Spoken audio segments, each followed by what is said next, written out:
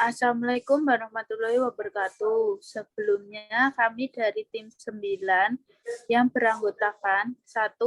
Puspa Indah Pamungkasari, NIM B300190067. 2. Adinda Chandra, NIM B300190074. 3. Fitri Adita Pramesti, NIM B300190083. Di sini kami akan membahas sedikit tentang Gini ratio. Gini ratio yaitu yang pertama, rasio atau koefisien adalah alat pengukur derajat ketidakmerataan distribusi penduduk. 2. Koefisien Gini atau Gini ratio adalah ukuran ketidakmerataan atau ketimpangan agregat secara keseluruhan yang angkanya berkisar antara 0, yaitu pemerataan sempurna, hingga 1 ketimpangan sempurna. 3. Semakin tinggi atau besar indeks Gini, semakin besar ketidakmerataannya. Distribusi pendapatannya tidak merata. 3. Semakin kecil indeks Gini, semakin rendah ketidakmerataannya. Distribusi pendapatannya semakin merata. Ini berdasarkan pada kurva Lorenz, yaitu sebuah kurva pengeluaran kumulatif yang membandingkan distribusi dari suatu variabel tertentu, misalnya pendapatan, dengan distribusi uniform atau seragam yang mewakili persentase kumulatif penduduk. Koefisien Gini dapat diperoleh dengan menghitung rasio bidang yang terletak antara garis diagonal dan kurva Lorenz dibagi dengan luas seluruh bidang di mana kurva Lorenz itu berada. Perhatikan gambar berikut ini. Dari gambar di atas, sumbu horizontal menggambarkan persentase kumulatif penduduk, sedangkan sumbu vertikal menyatakan bahwa total pendapatan yang diterima oleh masing-masing persentase penduduk tersebut. Sedangkan garis diagonal di tengah disebut garis kemerataan sempurna, karena setiap titik pada garis diagonal merupakan tempat kedudukan persentase penduduk yang sama dengan persentase penerimaan pendapatan. Dapat dikatakan bahwa suatu distribusi pendapatan makin merata jika nilai koefisien Gini mendekati 0. Sebaliknya, suatu distribusi pendapatan dikatakan makin tidak merata jika nilai koefisien Gini makin mendekati 1.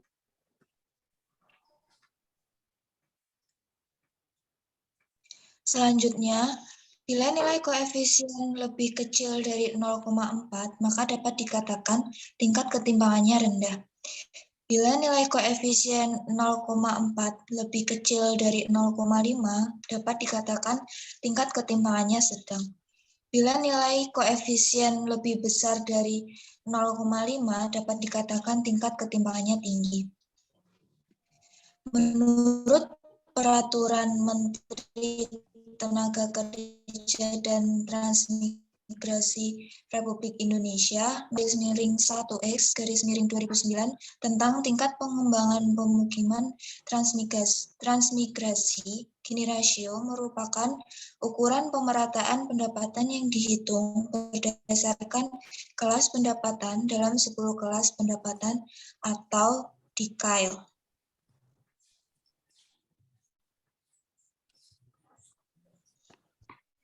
Di bawah ini merupakan rumus Gini rasio, yaitu GR sama dengan 1 min sigma FI dikali Y1 ditambah Y1 min 1.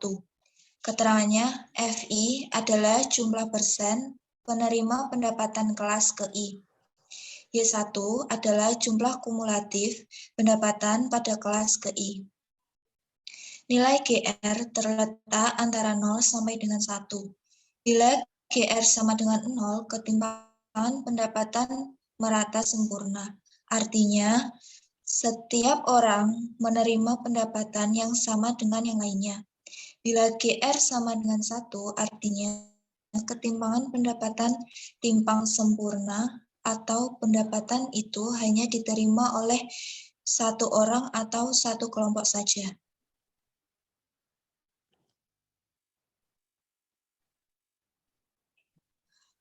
Selanjutnya, kelemahan koefisien Gini. Terdapat pro dan kontra terhadap metode koefisien Gini. Berikut ini beberapa kelemahannya.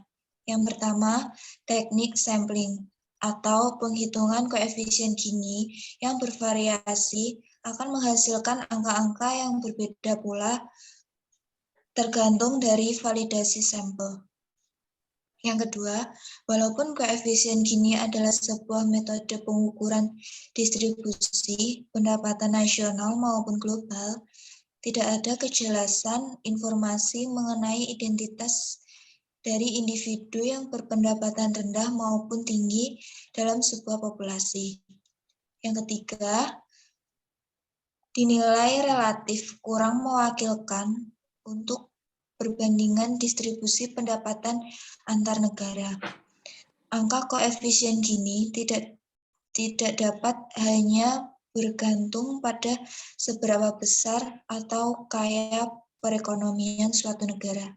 Yang keempat, tidak dapat mengukur kualitas hidup sebuah populasi. Penduduk di desa mungkin saja berpenghasilan lebih rendah dibandingkan penduduk di kota.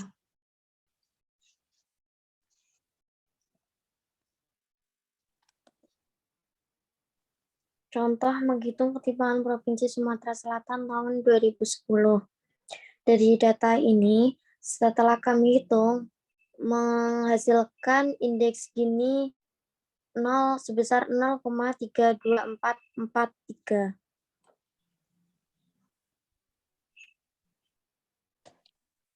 Tabel kategori ketimpangan. Jika nilai koefisien Gini lebih kecil dari 0,4, maka distribusi pendapatan tingkat ketimpangan rendah. Jika nilai koefisien Gini 0,4 lebih kecil dari 0,5, maka tingkat ketimpangannya sedang.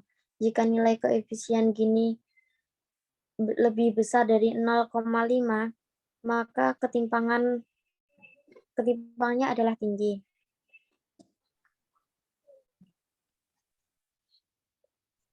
Ini merupakan contoh dari kurva koefisien indeks Gini Provinsi Sumatera Selatan tahun 2010.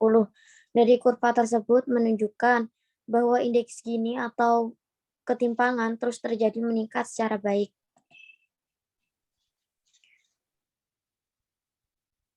Kesimpulan. Jadi berdasarkan perhitungan tersebut, koefisien Gini atau GI untuk Provinsi Sumatera Selatan tahun 2010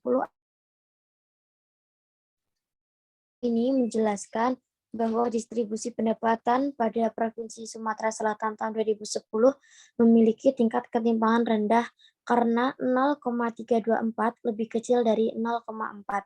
Sekian presentasi dari kelompok kami, kurang lebihnya mohon maaf. Wassalamualaikum warahmatullahi wabarakatuh.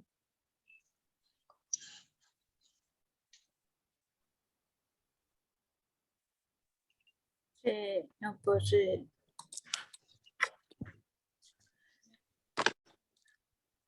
Mbak stop. Belum. Stop belum. Burung.